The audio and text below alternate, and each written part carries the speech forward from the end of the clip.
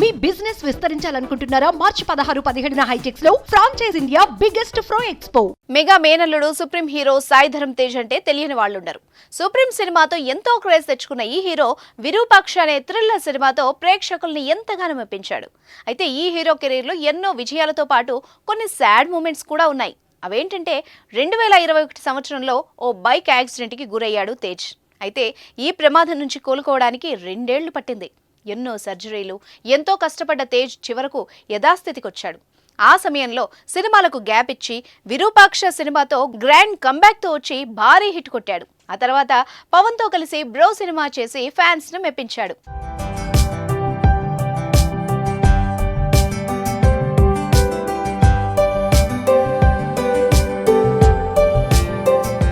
ఇదిలా ఉంటే ప్రస్తుతం తేజ్ చేతిలో 2 సినిమాలున్నా హెల్త్ మీద మరింత ఫోకస్ చేయడానికి కొన్ని నెలలు సినిమాలకు గ్యాప్ ఇచ్చాడు. అయితే సాయి ధరమ్ తేజ్, స్వాతి కలిసి గతంలో నవీన్ దర్శకత్వంలో సత్య అనే ఓ షార్ట్ ఫిల్మ్ చేశారు.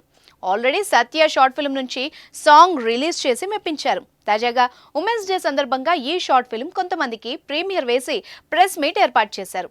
ఈ ప్రెస్ మీట్లో సాయి ధరమ్ తేజ్ షార్ట్ ఫిల్మ్ గురించి మాట్లాడుతూ, నా లైఫ్లో 3 సత్యాలున్నారు. మా అమ్మ, పిన్ని, అంజనాదేవి. వాళ్ళు నన్ను దగ్గరికి తీసుకొని పెంచారు. వాళ్ళని నేను హ్యాపీగా ఉంచడం తప్ప ఇంకేం చేయలేను. నేను ఎదిగితేనే వాళ్లకు హ్యాపీ. ఎప్పటి నుంచో మా అమ్మ పేరు మీద ప్రొడక్షన్ హౌస్ మొదలు పెడదాం అనుకుంటున్నాను. అది ఈ సత్యతో మొదలైంది. మా అమ్మ పేరు మీద విజయదుర్గ ప్రొడక్షన్స్ మొదలు పెట్టాను. అలాగే ఇవాల్టి నుంచి నా పేరులో మా అమ్మగారి పేరు యాడ్ చేస్తున్నాను. మా నాన్నగారి పేరు ఇంటి పేరుతో ఎలాగూ ఉంటుంది. మా అమ్మ నాతో ఉండాలి. అందుకే మా అమ్మ పేరు యాడ్ చేసుకుని నా పేరును సాయి దుర్గా తేజ్గా మార్చుకుంటున్నాను అని తెలిపారు. దీంతో సాయి ధరమ్ తేజ్ స్పీచ్ వైరల్గా మారింది.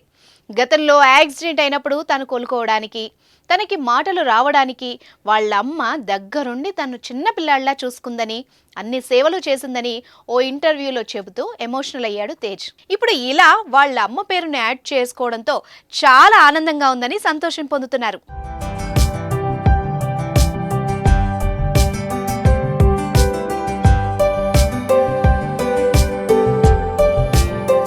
Thank you for all your support. మీరు వచ్చారు సినిమా చూడడానికి. సో థ్యాంక్ యూ అండి.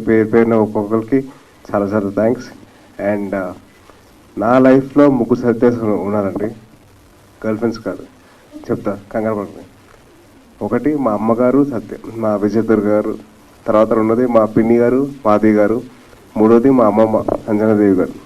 సో వీళ్ళందరూ నన్ను దగ్గర నుంచి పెంచారు.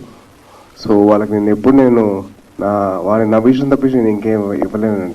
సినిమా దగ్గరికి వచ్చేసరికి వీళ్ళిద్దరు సినిమా చేస్తున్నారని చెప్పి తెలిసిన తర్వాత నాకు ఫోమో వచ్చింది. అమ్మా, నా ఫ్రెండ్స్ చేస్తున్నారు వదిలేసానని.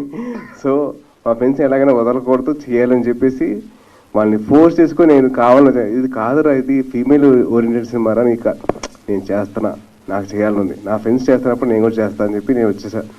సో ఒకసారి షూటింగ్ స్టార్ట్ చేసిన తర్వాత నవీన్ గారు వచ్చి, రే నువ్వు యాక్ట్ చేయొద్దురా, నువ్వు నీలాగే ఉండు, నీలాగా ఉంటే నాకు ఓకే అని చెప్పాడు.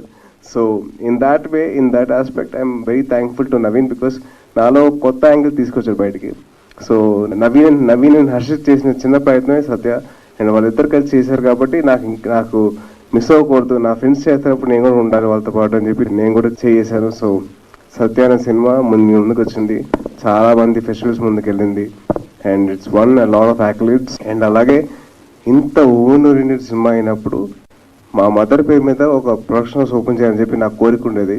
ఆల్మోస్ట్ నా చిన్నప్పుడు కాదు, నా